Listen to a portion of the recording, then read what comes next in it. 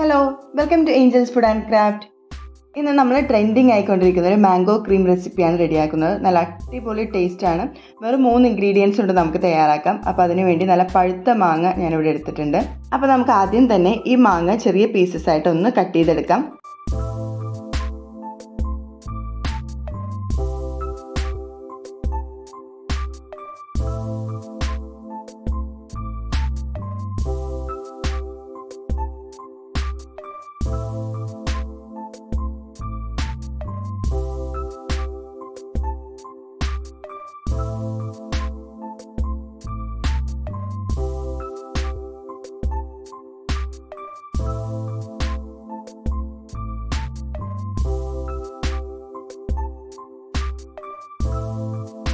ഇങ്ങനെ ചോപ്പ് ചെയ്തെടുത്ത മാങ്ങ നമുക്കൊരു മിക്സിയുടെ ജാറിലേക്ക് ചേർത്ത് കൊടുക്കാം.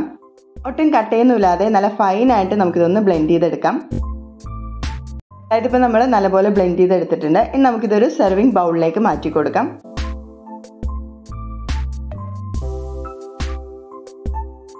ഇതിലേക്ക് ഒരു 1/4 കപ്പ് ഫ്രഷ് ക്രീം നമുക്ക് ചേർത്ത് കൊടുക്കാം. കൂടെ തന്നെ മധുരത്തിന് ആവശ്യമായ മിൽക്ക് മെയ്ഡ് കൂടി നമുക്കിതിലേക്ക് ചേർത്ത് കൊടുക്കാം.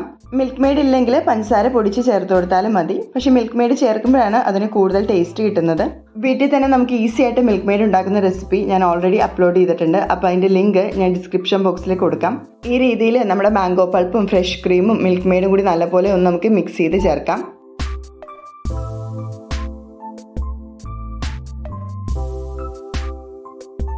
ഇങ്ങനെ നല്ലപോലെ മിക്സ് ചെയ്ത് ചേർത്തതിന് ശേഷം കുറച്ച് മാംഗോ പീസ് നമ്മൾ ഇതേപോലെ ഒന്ന് ചോപ്പ് ചെയ്തെടുത്തിട്ടുണ്ട്.